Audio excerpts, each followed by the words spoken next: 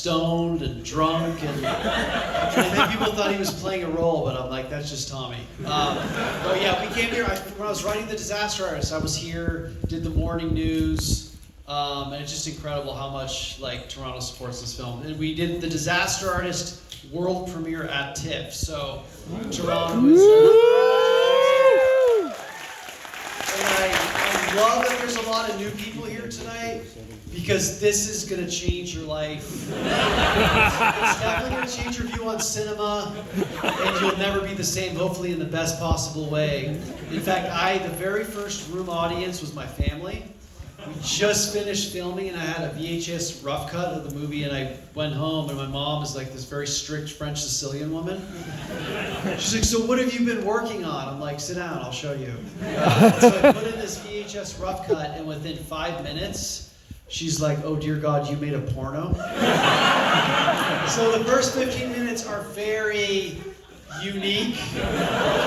Just really trying to stick with it because the plot gets very intense. So obviously people have seen the room, haven't seen the room. If you guys have a question or concern or whatever going into the film, go ahead and raise your hand and I will try to make sense of it all. Yeah, up there. Why is it called The Room? Great question. For over 20 years I've tried to think of an alternate title. Haven't been really successful, so I feel like The Room somehow weirdly works, but it all started in January of 2000. I took Tommy to see a movie called The Talented Mr. Ripley. We were roommates at the time, and I thought this movie would give him some etiquette on how to treat your roommate. Did not happen. We were driving back after the film, and he's like, my God, Greg, you think this movie's drama? Well, let me tell you. I will make a movie, and when people see my movie, they will not sleep for 2 weeks. Okay, that's cool. What's it called? It would be called The Room. It all take place in one room. We have Johnny, All-America guy. I will play him. Johnny, our best friend, Mark. You will play him. No, Matt. He said Matt. Like this actor, Mark Damon. So I think his vision was so clear, he had the title first, that when he eventually wrote the script and then made the movie, he didn't want to veer off from that initial vision. But I literally can't think of another title for this movie. It's just, the movie really, The Room is like as if an alien came down from outer space and studied soap operas for like a week, and then went back to its planet and made a movie based on what they think a soap opera is. That's what you're about to see. Yeah, right there. Did you ever find out where Tommy got all the money from? So when I was writing the book, I interviewed him quite a bit. And I love the mystery. I think Tommy's such a fascinating character because even in this day and age, you just can't find out much about him. But he opened up when I was interviewing him, and he talked about real estate, retail. He said, I start my business, I sell yo-yos. In San Francisco, I sell yo-yos. People buy yo-yos, I leave with a bag of money. So that's how it all started. So yeah, yo-yo. He's like, all right. Are you? How's your relationship with Tommy today? We've been friends now for over 26 years, which is very hard to digest. So much I feel like has happened and changed, but things are not really that different. We're sort of the same dynamic as we were all those years ago. So I think that's really profound in a lot of ways and very bizarre in other ways. But that's awesome. I think we were meant to come together for a very specific reason. Learned a lot about movies and friendship and life through the making of this film. Is it true that Tommy thought that he was downplayed in Disaster Artist and trailers, so they thought he was too tame? Or he thought he was portrayed too tamely? So I think, so in they adapted the book, and I think it's the first time I've seen where a film adaptation has to tone down the crazy. I think they made it a lot more accessible in the film. And I remember we had the world premiere at TIFF, and Tommy was sitting next to me, and it was one of the most bizarre moments I've ever had because I work closely with the art director, on the movie, I gave him a lot of photos from that time, the car that I drove, what my bedroom posters were. I had like 7 in Fight Club. And then I had this video of Tommy's like condo at the time that I took years ago. And I'm like, well, shit, we got to make this movie as accurate as possible. So I gave him the video, and he recreated Tommy's condo to the T. Found the props of these masks that he had, like poems on the wall. So in the movie, when you open that door, that is a replica of Tommy's condo. So Tommy hasn't seen the movie. I've seen it. He's sitting next to me, and the scene happens where they open the door and they literally walk into his condo, and I'm like, oh my God. And he like has his sunglasses on, and he kind of looks over at me, and then looks straight ahead and keeps watching the movie. He never brought it up. Like, you just think like they knew what is happening. It was brilliant. But no, I think he was very happy with the portrayal that James did. I know for me, when I wrote the book, I was picturing Javier Bardem. But Tommy's like, no way. We need Johnny Depp. Someone else had their hand up. Oh yeah. What's your favorite scene from the movie?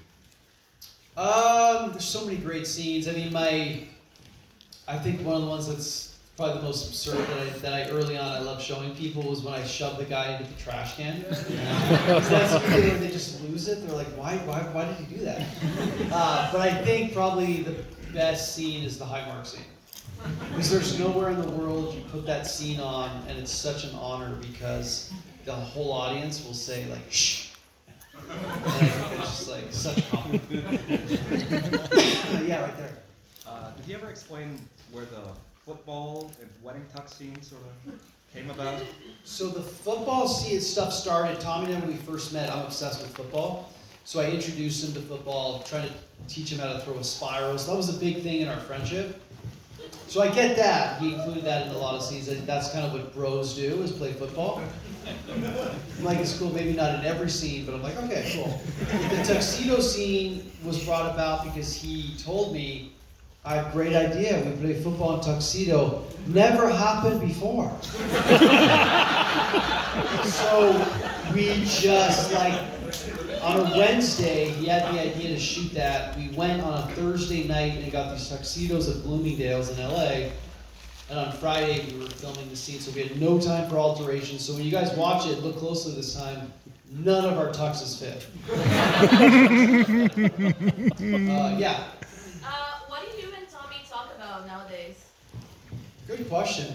A wide variety of stuff. You know, after all these years, you know, having made some of my own films and been on sets, I do kind of understand him a little bit more.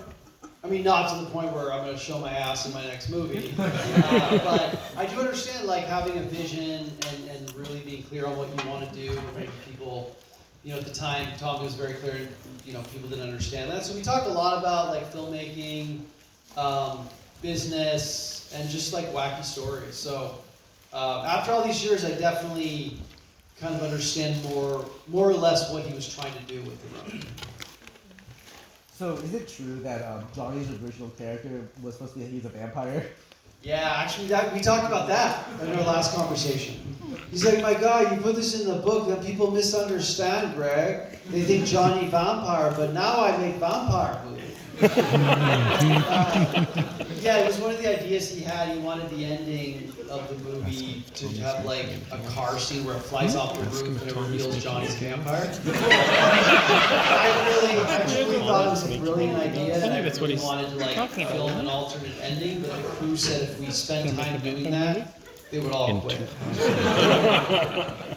Yeah, Senator, right there. You said that's the last one. How did you keep the crew motivated during like scenes that would just continue to reshoot and go on and on?